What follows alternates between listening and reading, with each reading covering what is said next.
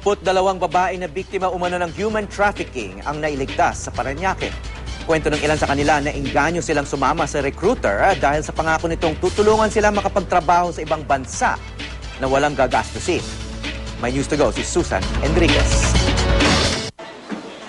Ito ang operasyon ng Interagency Committee on Anti-Trafficking ng NBI. Sa 22 babae sa isang bahay sa Parañaque, ang mga biktima mula pa raw sa iba't ibang lugar. Mula Parañaque, dinala sila sa NBI. Doon ikinuwento ng ilan sa amin ang kanilang karanasan.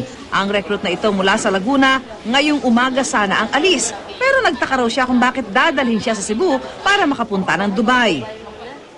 Nagtaka nga lang po ako kung bakit Cebu ang daan ko. Kasi noon pong lumakad ako noon, dito po talaga sa airport natin. Wala naman sa Sheriff Agwak ang biktimang ito. 3 linggo na raw siya sa Maynila. Pero hanggang ngayon, wala raw linaw kung kailan siya makakaalis.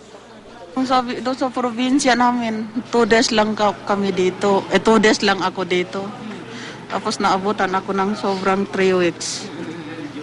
Kaya naghihintay ng kailan mag-alis. Kwento ng ilang biktima na engganyo raw silang sumama sa kanilang mga recruiter dahil pinangakuan daw sila na walang gagastusin at garantisado pang makakaalis. Yung declutter lang gumagastos sa amin, magawa ng namin, salary deduction namin. Pero sa kabila ng nangyari, ang ilan tila hindi nadala.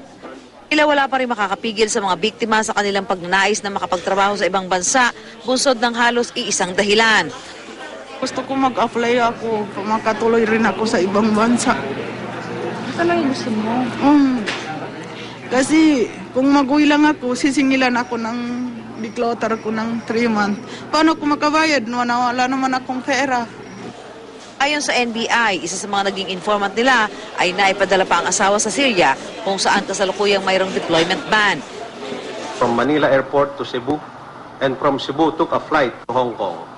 From Hong Kong, informant's wife was brought to Dubai, and from Dubai was eventually brought to Syria.